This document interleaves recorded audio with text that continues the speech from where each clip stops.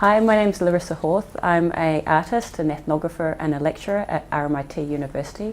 I've been working in the region for about 10 years and my main area is Korea.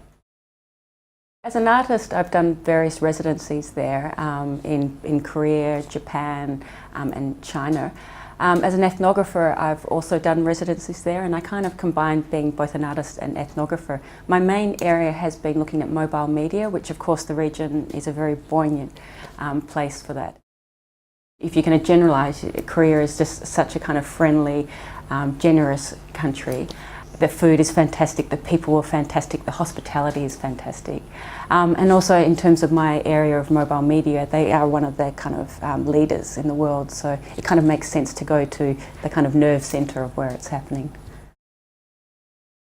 One project that I did around mobile phone usage was called See You, and what I did was I called for text message from all across the world, and these were text messages that weren't necessarily translated. So if they were Korean, they were in Korean; if they were Japanese, they were in Japanese. And I asked people to send the message along with how they felt when they received it. So these were saved messages, so they obviously had some importance for whatever reason. It's amazing how, you know, when you look at a text message, there's so much that it needs to be filled in by the user, you know, like to explain the context. And so what I ended up doing was putting images with text. So I made images in response to the way that they talked about that text message. And these messages were flashed up on a public screen. So it was this whole idea of taking something very intimate like text messages and kind of inverting them in a public realm.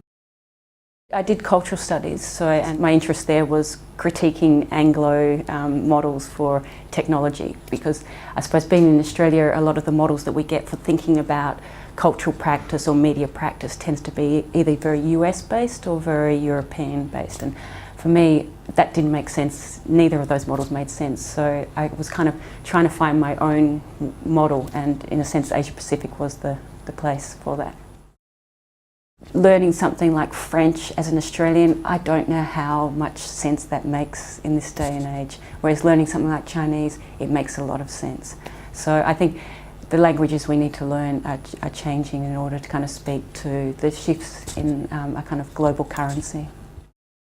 I think it's quintessential for students to have Asian literacy, whether it be through actual languages like Japanese or Chinese, or whether it's actually more about the kind of socio-cultural context. I think as an Australian, you can't afford to not think about Australia in the context of the region.